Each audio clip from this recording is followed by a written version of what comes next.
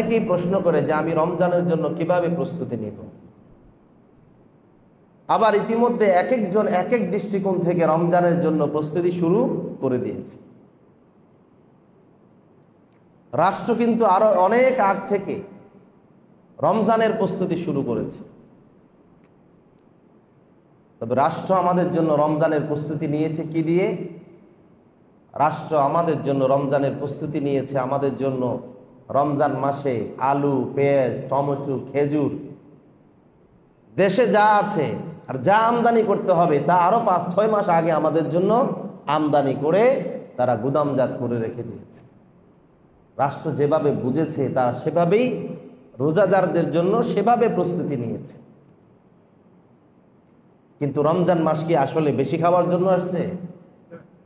রমজান মাস কি বেশি আলু, বেশি টমেটো, বেশি পেঁয়াজ, বেশি খেজুর এটার জন্য কি আল্লাহ তাআলা রমজান দিয়েছেন? এটার জন্য আল্লাহ তাআলা রমজান দেয় নাই। কোন কোরআন হাদিসের কোন জায়গায় কি আছে যে রমজান মাসে আমাদেরকে বেশি বেশি খেতে হবে, রমজান মাসে আমাদেরকে বেশি বেশি সব কিছুতে আমরা বেশি, ঠিক কিনা বলেন? ইফতারের আইটেম আমাদের বেশি। ইফতার খেতে খেতে রমজান মাসের মাগরিবের সময়ে কোনো মানুষ যারা নিয়মিত মাগরিবের জামাতে উপস্থিত হয় তারাও রমজান মাসে জামাতে উপস্থিত হতে পারে না। কারণ কি? রমজান মাসের ইফতারই তাদের শেষ হয় না। অনেকের তো মাগরিবের নামাজ কাজাই হয়ে যায়। অনেকে আবার রমজানের ইফতারি করার পরে পান খায়, পান খাওয়ার পরে চা খায়, চা খাওয়ার পরে গল্প করে, তারপরে আধা ঘন্টা পরে মন মতো নামাজে দাঁড়ায়। রমজান মাসের যদি প্রস্তুতি এমন হয়, রমজান মাস সম্পর্কে ধারণা যদি এমন হয়, তাহলে রমজান হয়তো চলে যাব, আমি মনে করব অনেক কিছু পেয়েছি, আসলে আমি অনেক কিছুই হারিয়ে ফেলেছি, ঠিক কিনা বলেন? সম্মানিত ভাইরা আমার, এই জন্য রমজান আসার আগে আগে প্রিয় নবী সাল্লাল্লাহু আলাইহি ওয়াসাল্লাম রমজানের হিসাব করা শুরু করে দিতেন, প্রস্তুতি নেওয়া শুরু করে দিতেন। পরিবারের সবাইকে রমজানের জন্য প্রস্তুত হওয়ার জন্য তাগাদা দেওয়া শুরু করে দিতেন আল্লাহর নবী। কেননা রমজান এমন একটি মাস, আল্লাহর কোনো বান্দা 1 বছর যদি রমজান পেয়ে যায় ওই বান্দা বড় সৌভাগ্যবান হয়ে যায়। একটা মাসের রমজান হিসাব করেন আপনি। আল্লাহ রসুল বলেছেন রমজানের একটা সেকেন্ডের দাম রমজানের বাইরে 70, ঠিক কিনা বলেন? একটা ফরজের দাম প্রত্যেকটা মুহূর্ত যদি 70 গুণ হয়ে যায়, তার মানে আল্লাহর কোনো বান্দা যদি 1 মাস যদি রমজানের মাস পায়, তাহলে সে 70 মাস ইবাদত করলে যেই সওয়াব পেত, 1 মাস ইবাদত করলে সেই সওয়াব তার আমলনামায় জমা হয়ে যায়। কেউ যদি 1 মাস রোজা রাখার পরে, বেশি না, জীবনে 1 মাস, আল্লাহর যে বান্দা 20 বছর হায়াত পেল, ধরেন 15 বছরে যৌবন প্রাপ্ত হলো, 15 বছরে বালেগ, তাহলে 5টা বছর যদি রমজান পায়, আর 5 বছরের রমজান যদি যথাযথভাবে রোজাগুলো পালন করে, ইবাদত করে, তাসবিহ তাহলিল আদায় করে, তাহলে ওই আল্লাহর বান্দা 1 বছর যদি 70 বছরের সমান হয়, তাহলে 5 বছরের ইবাদত কত বছরের সমান হবে বলেন? কত বছরের সমান হবে? আমরা আমাদের বছরে মাস থাকে কয়টা? 12টা। বছরে মাস থাকে 12টা। 1 বছর যদি আমরা রমজানের 1টা মাস যদি ভালো করে ইবাদত করতে পারি, তাহলে অন্তত আমার বাকি 11 মাস আমার ইবাদত নাই তেমন। আল্লাহর কাছে তো আমরা বলতে পারবো, আল্লাহ বাকি এই রমজান মাসের 70 দিয়ে 11 মাস বাদ দেন আপনি, বাকি থাকলো আরো কয় মাস, সেগুলোতে ইবাদত দিয়ে আমি কি করেছি? ভরপুর করেছি। তাহলে রমজান মাসের দাম আছে না নাই? কথা বলেন। এই জন্য আমি সব সময় বলি, ব্যবসা শুধু ব্যবসা করলেই হয় না, সময় মতো ব্যবসা করতে হয়, সময় মতো ব্যবসা করতে হয়। সারা বছর আপনি চেষ্টা করেও যেটা পারবেন না, সময় মতো যদি আপনি কাজ করতে পারেন তার চাইতে দ্বিগুণ আপনি লাভ করতে পারবেন।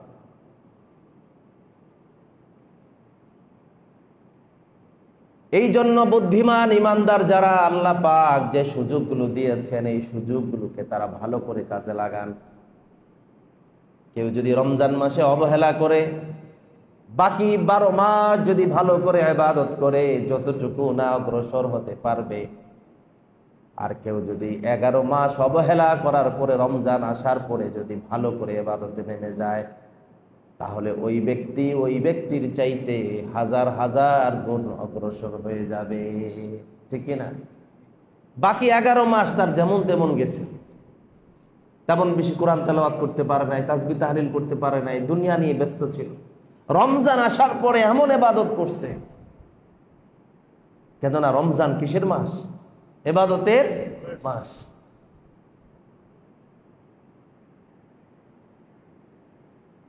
সম্মানিত ভাইরা আমার, এই জন্য রমজানের জন্য প্রস্তুতি নেওয়ার প্রয়োজন। 1 নাম্বার প্রস্তুতি হলো, রমজান যে আমার সামনে আসতেছে, আর যে কয়েকটা দিন বাকি, রমজান আসার এই আসন্ন আগমনকে কেন্দ্র করে একজন ইমানদার তার অন্তরে আনন্দ অনুভব করবে। কি অনুভব করবে? আনন্দ। আপনি যদি কোনো জিনিসের আগ্রহই না থাকে, নেয়ামতের যদি আগ্রহই না থাকে, তাহলে ওটাকে আপনি ভালো করে রিসিভ করবেন না। আপনার বাড়িতে মেহমান আসতেছে, মেহমান আপনার পছন্দের না, তাহলে ফোন করেও আপনাকে পাওয়া যাবে না। আর আপনার যদি অন্তরঙ্গ বন্ধু হয়, 1 মাইল 2 মাইল 3 মাইল অগ্রসর হয়ে আপনি স্টেশনে অপেক্ষা করবেন বন্ধুকে বাড়িতে নিয়ে আসার জন্য।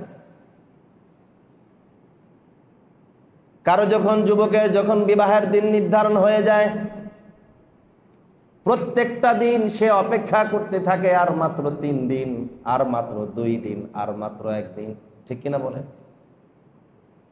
ব্যবসায়ীরা যারা ইতিমধ্যেই ব্যবসার জন্য কেউ কাপড়, কেউ লুঙ্গি, কেউ কিনে বসে আছে, তারাও গুনতেছে রমজানের কয়দিন বাকি, আর মাত্র 1 দিন, আর মাত্র 7 দিন, আর মাত্র 5 দিন, গনে কিনা।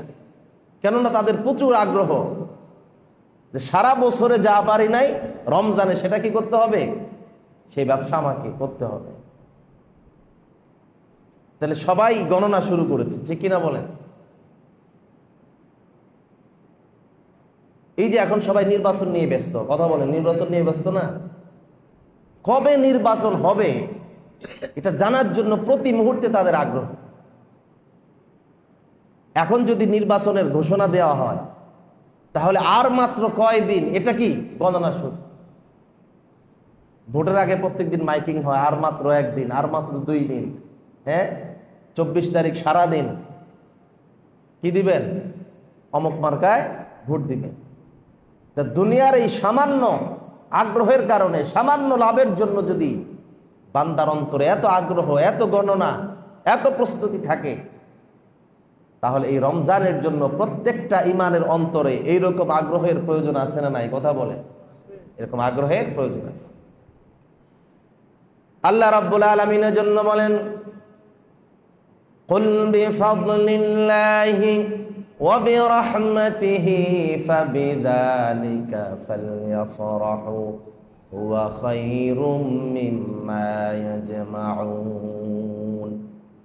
আল্লাহ যখন বান্দাকে কোনো অনুগ্রহ দান করে, ভালো কাজের তৌফিক দেয়, নেক আমলের তৌফিক দেয়, কোন নিয়ামত যখন তার জীবনে আসে, আল্লাহ পাক বলেন বান্দার দায়িত্ব হলো ফালিয়াফরাহু, সে যেন আল্লাহর নিয়ামত পাওয়ার পরে খুশি হয়ে যায়। আল্লাহর নিয়ামত পাইয়া কি হয়? খুশি হয়।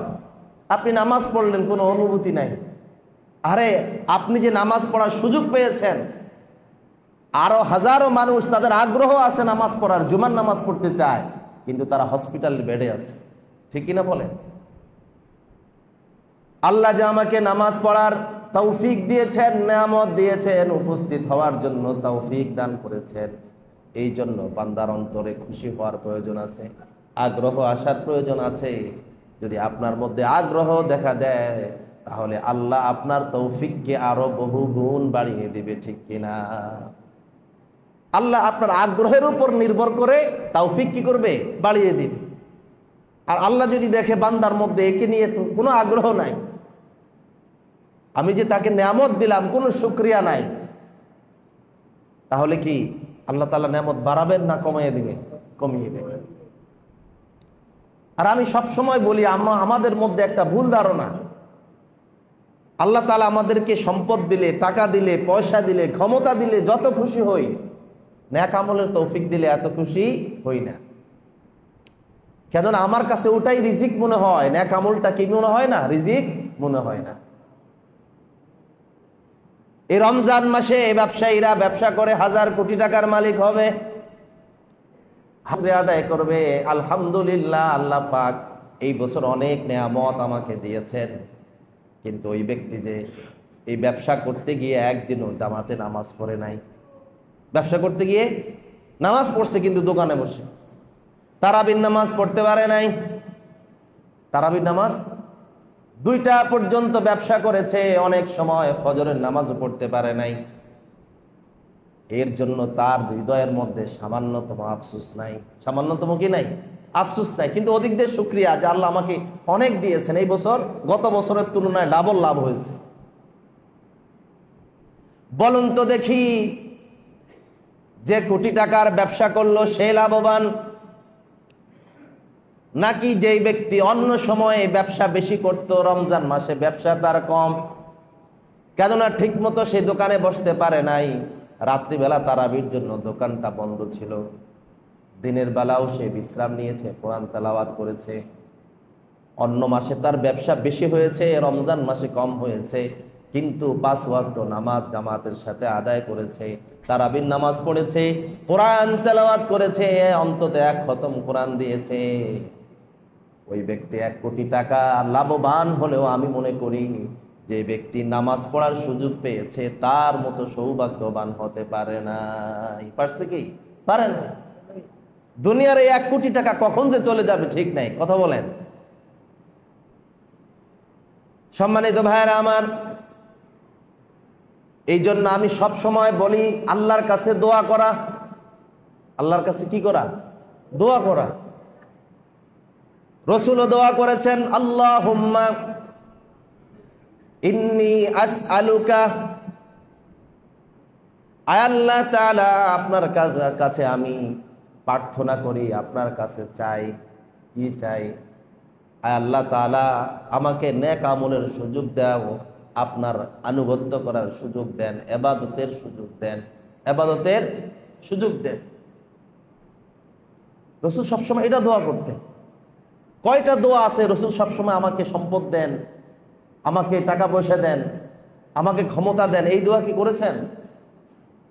সবসময় আল্লাহ রাসূলের দোয়াই ছিল যে আমাকে আপনার আনুগত্য, দাসত্ব, গোলামি করার সুযোগ দেন। এটাই বড় নেয়ামত। এটাই কি? এটাই বড় নেয়ামত। আইন্নি আলা যিকরিকা ওয়া শুকরিকা ওয়া হুসনি ইবাদাতিক, আল্লাহুম্মা আইন্নি আলা যিকরিকা ওয়া শুকরিকা ওয়া হুসনি ইবাদাতিক। আল্লাহ রাসূল দোয়া করতেন, আল্লাহ আমাকে আপনার জিকির করার, আপনার শুকর আদায় করার, আর ভালো করে আপনার আনুগত্য করার জন্য আমাকে তৌফিক দান করে। যারা ভালো মুসলিম, যারা বুদ্ধিমান ইমানদার, তাদের আগ্রহ থাকে ইবাদতের প্রতি। আগ্রহ থাকে কিসের প্রতি? ইবাদতের। এই জন্য আল্লাহ রাসূল বলেন, আল কাইয়িসু মান দানা নাফসাহু ওয়া আমিলা লিমা বাদাল মাউত ওয়াল আজিজু মান আতবা নাফসাহু হাওয়াহা ওয়া তামান্না আলাল্লাহিল আমানি। আল্লাহ রাসূল বলেন, বুদ্ধিমান হলো সে মান দানা নাফসা, সব সময় নিজের হিসাবটা নিজে করে। এই যে রমজান মাস আসতেছে, রমজানের জন্য আমার কতটুকু প্রস্তুতি আছে, রমজান আসার পরে হিসাব করব, একটা দিন চলে গেল, প্রথম দিন আমি কি ইবাদত করলাম। দ্বিতীয় দিন আসবে, বান্দা চিন্তা করবে কালকের দিনটা থেকে আজকের দিন যেন ভালো হয়, কালকের দিন থেকে আজকের দিন যেন আরো ভালোভাবে আমি কাটাতে পারি। ওয়া আমিলা লিমা বাদাল মাউত, আর সব সময় দুনিয়ার কাজে ব্যস্ত হয়ে থাকে না, তার দুনিয়ার কাজও আছে, কিন্তু তার বেশিরভাগ কাজ হলো লিমা বাদাল মাউত, মৃত্যুর পরবর্তী জীবনের জন্য। বেশিরভাগ কাজ কিসের জন্য? মৃত্যু পরবর্তী দুনিয়াতে বেঁচে থাকার জন্য, সম্মান নিয়ে যতটুকু দরকার, যতটুকু দরকার ততটুকু। কিন্তু সব সময় বান্দা কাজ করে আমিলা লিমা বাদাল মাউত, হাই যে কাজ করলে মৃত্যুর পরে আমার জীবনটা সুন্দর হয়, যেই কাজ করলে পরকালে আমি নাজাত পাবো, যেই কাজ করলে আমি জান্নাতে যেতে পারবো, যেই কাজ করলে আমি আল্লাহর মাগফিরাত পাবো। আল্লাহ রসুল বলেন, আল্লাহর যেই বান্দা এই চিন্তা করে দুনিয়ার কাজগুলো করে, সেই হলো আমার উম্মতের মধ্যে বুদ্ধিমান উম্মত। সেই কি বুদ্ধিমান উম্মত? ওয়াল আজিজু মান আতবা নাফসাহু হাওয়াহা, আর আমার উম্মতের মধ্যে বোকা, নির্বোধ, ব্যর্থ, অকৃতকার্য উম্মতের পরিচয় হলো আতবা নাফসাহু হাওয়াহা, সব সময় মন যা চায় সে তাই করে। মন যা চায় নিজে নিজে, ইসলামকেও নিজে নিজে বুঝে, নিজের ব্যাখ্যা নিজে দেয়, মন যেটা কয় সেটাই করে, মন যেদিকে তাকে যেতে বলে সেদিকে যায়। কোরআন হাদিসের ধার ধারে না, ভালো মানুষের পরামর্শ নেয় না, আলেম ওলামাদের পাশে বসে না, পরকালে চিন্তা করে না, শুধুমাত্র মনের ইচ্ছা পূরণ করে আর আশা করে আল্লাহ পাক পরকালে আমাকে নাজাত দিয়ে জান্নাত দিয়ে দিবে। কিছু মানুষের এমন আশা আছে না, কথা বলে, নামাজ নাই, রোজা নাই, তাসবিহ নাই, তাহলিল নাই, ভালো কাজ নাই, কোনোটাতে নাই, কিন্তু সেও ইমানদার মনে করে যে আল্লাহ এত মেহেরবান, মাফ করে দিয়ে কোথায় দিবেন? জান্নাতে দিবেন। এই শুধু ইবাদত ছাড়া আশা করা, কাজ ছাড়া আশা করা, বিয়ে ছাড়া সন্তানের আশা করা যেমন, ইবাদত ছাড়াও এইভাবে আশা করাটা তেমন। আল্লাহ চাইলে পারেন, আল্লাহ চাইলে কি পারেন, এটা আল্লাহর উপরে। ওয়া তামান্না আলাল্লাহিল আমানি, গোটা রমজান মাস চলে যায়, বান্দার জীবনের পরিবর্তন হয় না, কিন্তু সেও ঈদের দিন সবার আগে। ঈদের দিন কি সবার আগে? সবার আগে ঈদের জামাতে, রমজানের ফজরের নামাজও পড়ে নাই, ঈদের জামাতে সবার আগে। সেও মনে করে সবাইকে আল্লাহ পাক যেমন মাফ করে দিয়েছে, রমজান যাওয়ার পাশাপাশি আল্লাহ তাকেও ক্ষমা করে দিয়েছেন। বরং আল্লাহ রসুল বলেন, রমজান মাসে আমার যে উম্মত রমজানের রোজাগুলো পালন করে নাই, রমজানকে সম্মান করে নাই, সময়গুলোকে কাজে লাগাই নাই, আজকের ঈদের ময়দানে যেন তারা উপস্থিত না হয়, তাদের জন্য আজকে ঈদ নাই। সম্মানিত ভাইয়েরা আমার, এই জন্য আমি বললাম রমজান আসার আগেই আমাদের মনের মধ্যে আগ্রহ তৈরি করতে হবে। রমজান আসতেছে, রমজান আসতেছে, এই আগ্রহ, এই আলোচনা, এই টেন্ডেন্সি, এই পরিবর্তন যখন আমার মধ্যে আসবে, তখন রমজানের জন্য কি হবে? আমার আগ্রহ তৈরি হবে। আল্লাহ হয়তোবা এই কারণে আমাকে আরো কি করে দিবেন? রমজানের হায়াত দীর্ঘায়িত করবেন, স্বাস্থ্যকে ভালো রাখবেন। 2 নম্বর হলো আল্লাহর কাছে দোয়া করা। কি করা? দোয়া করা সব সময়। দেখেন, আমি শত ইচ্ছা করেও আমি কি করতে পারবো না, ভালো কাজ করতে পারবো না, আল্লাহ যদি তৌফিক না দেয়। এই জন্য সব সময় আল্লাহর কাছে দোয়া করা। রাসূল তো রজব মাস আসার পরে এই দোয়া শুরু করে দিতেন, আল্লাহুম্মা বারিক লানা ফি রজবা ওয়া শাবান ওয়া বাল্লিগনা রমাদান। তার মানে 2 মাস আগ থেকে আল্লাহ রসুল রমজানের জন্য দোয়া করা শুরু করে দিতেন। কয় মাস আগ থেকে? 2 মাস। আল্লাহুম্মা বারিক লানা ফি রজবা ওয়া শাবান ওয়া বাল্লিগনা রমাদান। ও আল্লাহ, রজব মাস আর শাবান মাসে বরকত দাও, রমজান পর্যন্ত হায়াত বাড়িয়ে দাও। আমাদের আর মাত্র 1 সপ্তাহ বাকি। এই 1 সপ্তাহের মধ্যে সর্বদা দোয়া করব, আল্লাহ সামনের রমজান পর্যন্ত আমাদের হায়াতকে দীর্ঘায়িত করে দাও, রমজান পর্যন্ত হায়াত দীর্ঘায়িত করে দাও। সাহাবায়ে কেরাম, তাবে তাবিঈন, তারা শুধুমাত্র 2 মাস নয়,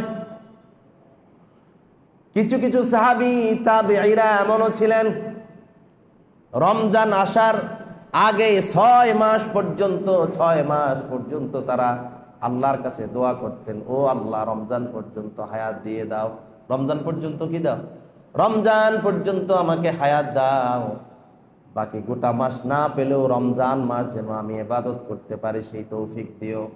আর রমজান চলে যাওয়ার পরে বাকি 5টি মাস আল্লাহর কাছে দোয়া করতেন, আল্লাহ রমজান মাসে যা কিছু আমল করেছি, ইবাদত করেছি, আপনি মেহেরবানি করে সেগুলোকে কবুল করে নিয়ে। আমি ইবাদত করলাম, আল্লাহ কবুল করলো না, লাভ আছে? কোনো লাভ নাই। তাহলে তারা 6 মাস দোয়া করতেন রমজান পাওয়ার জন্য, আর রমজানের পরে 5 মাস তারা আল্লাহর কাছে দোয়া করতেন, আল্লাহ আমার ইবাদতগুলো কবুল করে নেন। তাহলে তাদের মূল কনসেন্ট্রেশন ছিল পুরা বছরের মধ্যে রমজান মাস, ঠিক কিনা বলেন? আগের মাসের জন্য দোয়া করে নাই, পরের মাসের জন্য দোয়া করে নাই, পুরা গোটা বছরে তারা শুধু রমজানের জন্য দোয়া করতেন। কেননা রমজান মাসের ইবাদত, রমজান মাসের আমল, রমজান মাসের প্রত্যেকটা মুহূর্ত অন্য সময়ের থেকে অন্তত 70 গুণ বেশি দামি, ঠিক কিনা বলেন? সম্মানিত ভাইরা আমার, রমজান মাসের প্রস্তুতির মধ্যে আরেকটা হলো রমজান আসার আগেই আল্লাহ তাআলার কাছে বেশি বেশি করে ইস্তেগফার করা, বেশি বেশি করে তাওবা করা। রমজান আসার আগে থেকে কি করতে হবে? তাওবা করতে হবে। কেননা আপনার জীবনে বড় বোঝা হলো গুনাহের বোঝা। গুনার বোঝা যে এটা আমরা হয়তো বুঝি না, ঠিক কিনা বলেন? কিন্তু আমার জীবনের বড় বোঝা, বড় বাধা, সেটা হচ্ছে আমার গুনাহ। সেটা কি? আমার গুনাহ। গুনাহের বোঝা নিয়ে বান্দা বেশি দূর অগ্রসর হতে পারে না। তার উপরে হাদিসে এসেছে গুনাহের কারণে বান্দার হৃদয়টা কালো হয়ে যায়, কলুষিত হয়ে যায়। ওই গুনাহগার হৃদয়ের মধ্যে আল্লাহর ইবাদত বান্দার অন্তরে ভালো লাগে না। যেই হৃদয়ে গুনাহ আছে সেই হৃদয়টা গুনাহের কারণে কি হয়ে যায়? কালো হয়ে যায়। আর তার মধ্যে ইবাদতের স্বাদ, মজা, আগ্রহ পাওয়া যায় না। এজন্য রমজান আসার আগে আগে তাওবা করে করে যদি গুনাহগুলো মাফ নেওয়া যায়, বান্দার অন্তরটা পরিষ্কার হয়ে যাবে। রমজান আসার পরে বান্দা যত কোরআন তেলাওয়াত করবে ততই ভালো লাগবে, নামাজ পড়বে তার কাছে ততই ভালো লাগবে, যত তাহাজ্জুদের নামাজ পড়বে তার কাছে ততই ভালো লাগবে, ঠিক কিনা বলেন? এই জন্য রাসূল করিম সাল্লাল্লাহু আলাইহি ওয়াসাল্লাম বলেন, রমজান আসার আগে তাওবা করে যেমন গুনাহ মাফ চাওয়া প্রয়োজন, কারো যদি তার আগে গুনাহ মাফ না হয়, সামনে রমজানকে সুবর্ণ সুযোগ মনে করা। কেননা রমজান মাস হলো এমন একটা মাস যেই মাসে আল্লাহ পাক বান্দার গুনাহগুলো মাফ করে দেয়। গুনাহগুলো কি করে দেয়? মাফ করে দেয়। রাসূল করিম সাল্লাল্লাহু আলাইহি ওয়াসাল্লাম বলেন, মান সামা রমাদানা ঈমানান ওয়া ইহতিসাবান গুফিরা লাহু মা তাকদ্দামা মিন যামবিহি। আল্লাহর যে বান্দা সামা রমাদানা ঈমানান ওয়া ইহতিসাবা, আল্লাহর যে বান্দা রোজা আদায় করে, আল্লাহর জন্য রোজা পালন করে, ঈমানান ওয়া ইহতিসাবান, ঈমান মানে পরিপূর্ণ বিশ্বাস, পরিপূর্ণ ঈমানদারির সাথে আল্লাহর উপরে আস্থা রেখে আল্লাহর সন্তুষ্টির জন্য আল্লাহর যে বান্দা রোজা পালন করে, ইহতিসাবান মানে রোজার সবগুলো বিধিবিধান যথাযথভাবে পালন করে, একটা রোজার বিনিময়ে আল্লাহ পাক বান্দার জীবনের পিছনের সব গুনাহ আল্লাহ পাক মাফ করে দেয়। গুফিরা লাহু মা তাকদ্দামা মিন যামবি। সুবহানাল্লাহ বলবেন না? শুধুমাত্র বান্দার যদি একটা রোজা কবুল হয়ে যায়, সব গুনাহগুলো আল্লাহ তাআলা মাফ করে দিবেন। এই জন্য রমজান আসার আগে আগে ইস্তেগফার শুরু করতে হবে। আর রমজানটা এমনভাবে আশা নিয়ে পালন করতে হবে যেন আল্লাহ জীবনের গুনাহ খাতাগুলো মাফ করে দেয়। আল্লাহ রাব্বুল আলামিন কোরআনুল কারীমে আমাদেরকে বারবার তাওবার জন্য ডেকেছেন। আল্লাহ পাক বলেন, ওয়াতুবু ইলাল্লাহি জামিআন আইয়ুহাল মুমিনুনা লাআল্লাকুম তুফলিহুন। বান্দারে তাওবা করো, গুনাহ তো তোমার জীবনে হবে, এই জন্যই তুমি মানুষ। এই জন্যই কি মানুষ হওয়ার কারণে তোমার জীবনে গুনাহ থাকবে। বরং গুনাহ হয়ে যাওয়া এটা তোমার জন্য যতটা না অপরাধ, গুনাহ হয়ে যাওয়ার পরে বান্দা যদি আল্লাহর কাছে তাওবা না করে ওটা আরো বড় মারাত্মক অপরাধ। ঠিক কিনা বলেন? তাওবা করতে হবে গুনার পরে। ওয়াতুবু ইলাল্লাহি জামিআ, কাউকে আল্লাহ বাদ রাখে নাই। নামাজি বেনামাজি গুনাহগার গুনাহ নাই, সবাইকে আল্লাহ পাক বলেছেন সবাই তাওবা করো, তাওবা করো। তাওবা শুধু গুনাহ মাফের জন্য নয়, বরং কোরআনে আয়াত নাজিল করে জানিয়ে দিয়েছেন আল্লাহর যে বান্দা তাওবা করবে তাওবার বিনিময়ে সম্মান পর্যন্ত বৃদ্ধি করে দেন কে? আচ্ছা বলুন তো, রাসূলের জীবনে কোনো গুনাহ ছিল? কোনো গুনাহ ছিল না। সম্মানের কি অভাব ছিল? কোনো অভাবও ছিল না। ইজ্জতের মধ্যে কি সন্দেহ ছিল? সন্দেহ ছিল না। চরিত্রের মধ্যে কোন কালিমা ছিল? কালিমা ছিল না।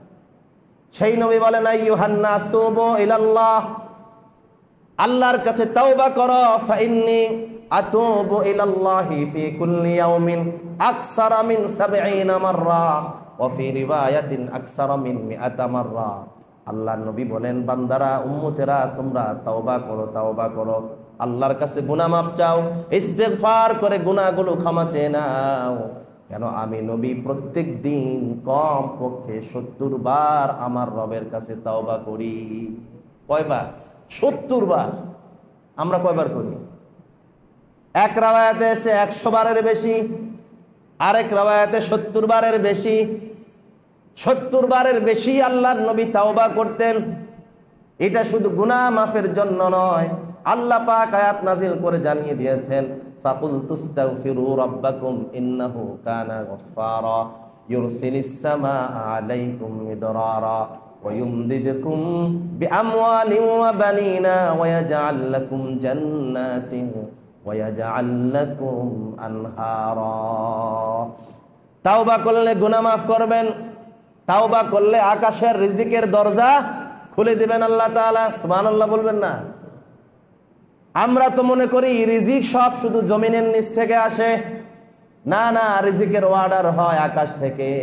আল্লাহ পাক বলেন, ইন্নাহু কানা গফফারা ইউরসিলিস সামাআ আলাইকুম মিদরারা। আকাশ থেকে রহমতের বৃষ্টি নাজিল হলেই জমিন থেকে ফসল উৎপন্ন হয়। আল্লাহ পাক বলেন, বান্দারে সবাই মিলে তাওবা করো, তোমাদের কত রিজিক লাগবে সব ব্যবস্থা করে দিবেন কে? আল্লাহ। এই জন্য রমজান আসার আগে এখন থেকে কি করতে হবে? তাওবা করতে হবে।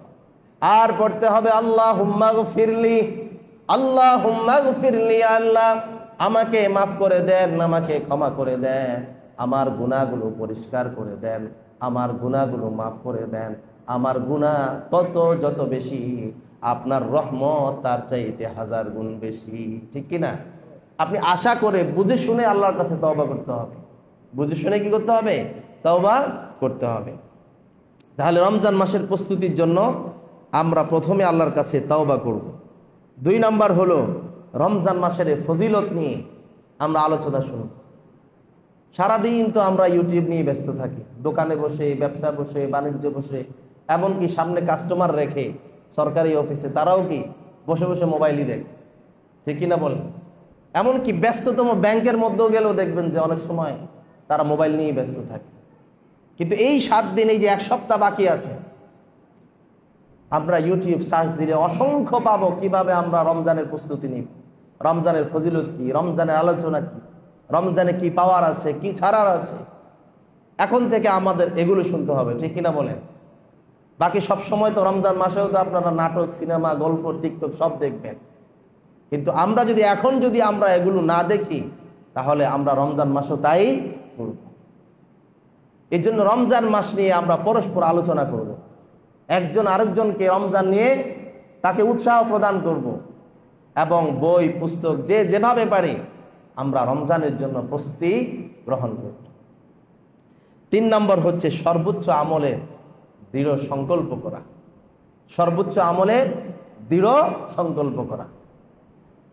তা আমি বলেছি যে আমরা যদি রমজানের আগেও যা করতাম, রমজানের পরেও যদি যা করি, রমজান মাসেও যদি তাই করি, তাহলে আল্লাহ তাআলা যে স্পেশাল রমজান দেওয়ার প্রয়োজন ছিল কি? ঠিক কিনা বলেন?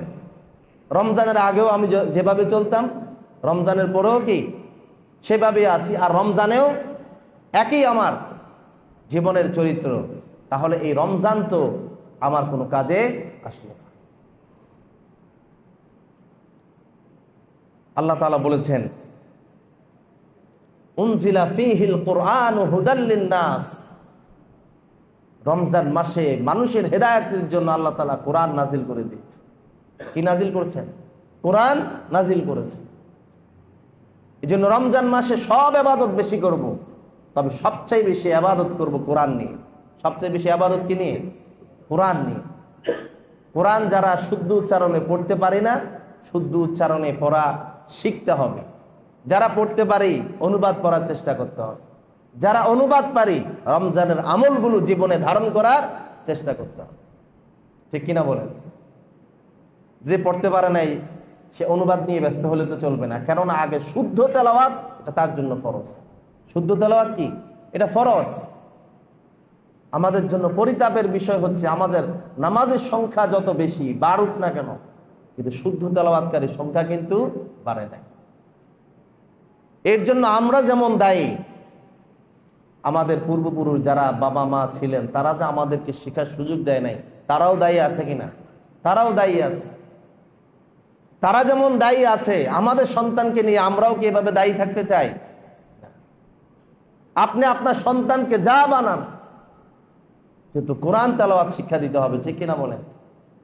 মুসলমান হিসাবে প্রত্যেকটা সন্তানকে যদি আমি কোরআনে হাফেজ বানানো ফরজ না, কিন্তু কোরআন শুদ্ধ তেলাওয়াত শিক্ষা দেওয়া প্রত্যেকটা বাবা মায়ের জন্য ফরজ। ঠিক কিনা? বাবা মায়ের জন্য ফরজ এটা।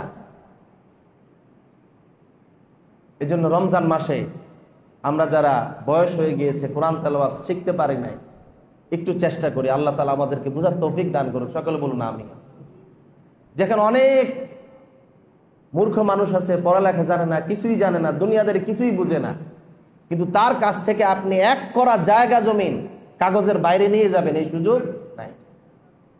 আছে কোনো সুযোগ যে এই লোক সিধা সাদা এই জন্য তার কাছ থেকে আপনি ভুল বুঝে কিছু নিয়ে যাবেন? না। এই জায়গা উদ্ধারের জন্য যেখানে যেতে হয়, যা করতে হয় সব সে করুন। কিন্তু আমি দিনের পর দিন নামাজ পড়ি, কোরআন তেলাওয়াতের প্রতি আমার সামান্যতম আগ্রহ নাই। কিন্তু চেষ্টা করলে তৌফিক দেন কে? আল্লাহ তাআলা।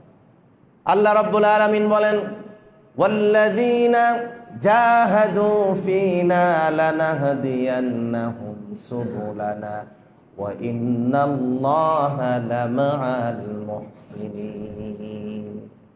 যারা আমাকে পাওয়ার জন্য চেষ্টায় নেমে যায়, প্রচেষ্টা করে, কষ্ট করে, পরিশ্রম করে, আমি রব অবশ্যই সে আমার পথটা পেয়ে যাবে। লানাহদিয়ান্নাহুম সুবুলানা। বান্দা যখন চেষ্টা করবে, আমি রব আমার পথগুলো তার জন্য খুলে দেব। সুবহানাল্লাহ বলেন। আমার কাজ হচ্ছে চেষ্টা করা, পাটা ভাড়ানো। হাদিসের মধ্যে, হাদিসে কুদসিতে আল্লাহ তাআলা বলেন, বান্দা শুধু 1 পা যদি আমার দিকে অগ্রসর হয়, আমি আল্লাহ বান্দার দিকে দৌড়ে অগ্রসর হতে শুরু করে দে। শুধু আমার পা ফেলতে দেরি, আমার রব আমার কাছে চলে। সুবহানাল্লাহ বলেন। কেরাম কত মানুষ বৃদ্ধ বয়সে ইসলাম গ্রহণ করেছেন, তারা কি কোরআন শিখেন নাই? শিখছে তো। আল্লাহ তাআলা আমাদেরকেও তৌফিক দান করুক। সকলে বলুন আমিন। অনেক মা বোনরা আছে, অনেক মা বোনরা আছে, প্রত্যেক বছর তারা রোজা ভাঙে, কিন্তু জীবনে এই রোজা আর আদায় করে। স্বামী হিসাবে আমাদের দায়িত্ব আছে তাদেরকে সতর্ক করা। এগুলো তাদের দায়িত্বে রয়ে গিয়েছে।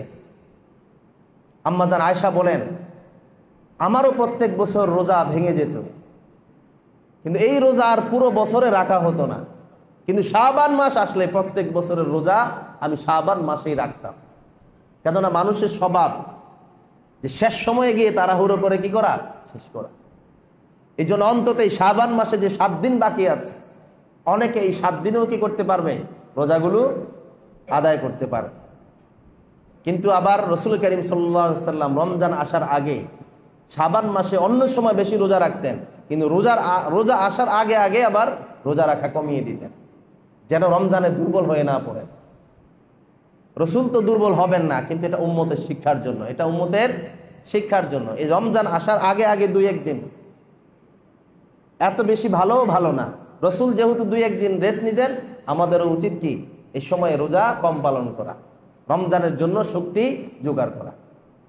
তাহলে মা বোনদেরকে আমরা বলবো তারা যেন তাদের রোজাগুলো, তাদের ভাঙা রোজাগুলো তারা পালন করে নেয়। তারপরে রাসূল করিম সাল্লাল্লাহু আলাইহি ওয়াসাল্লাম বলেছেন যে রমজানের আমলগুলো, রমজানের আগেই যে সমস্ত কাজ আমরা করব, রমজানের জন্য আমরা সে কাজগুলো কমিয়ে দিয়ে আমরা রমজানের জন্য কি করব, প্রস্তুতি গ্রহণ করব। দেখেন রমজানে যদি আলুর দাম, পেঁয়াজের দাম, টমেটোর দাম বেড়ে যায়, সবাই আমরা আন্দোলন করি। সবাই কি করি, আন্দোলন করি, কেননা এটা রমজানের প্রস্তুতি। কিন্তু রমজান মাসে এমন অনেক কাজ আছে যেগুলোর কারণে রোজাদারদের কি হয়, রোজার ব্যাঘাত ঘটে। আমরা কি কখনো সরকারের কাছে দাবি জানিয়েছি যে এগুলো বন্ধ করে দেন, তাহলে আমাদের রোজাদারদের রোজা রাখতে কি হবে, সুবিধা হবে? এটা তো আমরা কখনো জানাই না। শুধু খাওয়ার ব্যাপারে আমাদের আগ্রহ বেশি, শুধু কি খাওয়ার ব্যাপারে আগ্রহ বেশি আমাদের। কিন্তু রমজান মাসে যদি এই সিনেমা, এই নাটক ইত্যাদি এগুলো যদি বন্ধ থাকে, তাহলে আমাদের রোজা রাখতে কি হয়, সুবিধা হয়। শিক্ষা প্রতিষ্ঠান বন্ধ থাকে, কিন্তু অনেক অফিস আদালত খোলা থাকে, অনেক মানুষের কষ্ট হয়ে যায়। কি হয়ে যায়, কষ্ট হয়ে যায়। আল্লাহ তাআলা আমাদেরকে রমজানের জন্য যা কিছু করার প্রয়োজন সকল প্রস্তুতি আমাদেরকে রমজানের আগেই গ্রহণ করার তৌফিক দান করুক। সকলে বলুন আমিন। রমজান আসছে, অনেকে ঈদের প্রস্তুতি নিয়ে নেয়। কিসের প্রস্তুতি নেয়? রমজান আসছে, ঈদের প্রস্তুতি নেয়, রোজার প্রস্তুতি বাদ দিয়ে। আল্লাহ তাআলা আমাদেরকে রোজার প্রস্তুতি নেওয়ার তৌফিক দান করুক। তারপরে একটা কথা বলবো যে রমজান মাসে শুধু নিজের রোজার প্রস্তুতি নিলে হবে না। রমজান মাসে যারা অসহায় মানুষ আছে তাদের পাশে দাঁড়ানো বিত্তবান মানুষের দায়িত্ব আছে না নাই? কথা বলে। এমন ফজিলত রসুল বলেছেন, শুধুমাত্র 1 ঢোক পানি দিয়ে কেউ যদি কারো যদি রোজা পান করায়, তো রসুল সাল্লাল্লাহু আলাইহি সাল্লাম বলেছেন তাকে আল্লাহ তাআলা জাহান্নামের আগুন থেকে মুক্তি দান করে দিবেন। সুবহানাল্লাহ। আমি জোর করে হলেও আরেকজনকে খাওয়াবো, ঠিক কিনা? আমি জানি তার ঘরে আমার থেকে ভালো ইফতার আছে, তারপরও কোনো কৌশলে যদি আমার এখানে আমি যদি খাওয়াতে পারি, তাহলে আমার রোজা কবুল হোক কিংবা না হোক, তার রোজার সকল সওয়াব আল্লাহ তাআলা আমাকে দিবেন, ঠিক কিনা বলেন? এই জন্য রমজান মাসে আমরা পারতপক্ষে শুধুমাত্র নিজের জন্য ইফতারি তৈরি করব না, সেহরি তৈরি করব না, অন্তত আশপাশে যারা আছে, অনেক ব্যাচেলররা থাকেন, অনেকে একা থাকেন, অন্তত পক্ষে আপনি একটা মিষ্টি কথা বলেন, একদিন খোঁজ খবর নেন, অন্তত দাওয়াত দেন তাকে, আসুক কিংবা না আসুক। আল্লাহ তাআলা আমাদেরকে তৌফিক দান করুক। সকলে বলুন আমিন। ওমা তৌফিক ইল্লা বিল্লাহ। আসসালামু আলাইকুম ওয়া রাহমাতুল্লাহি ওয়া বারাকাতুহু।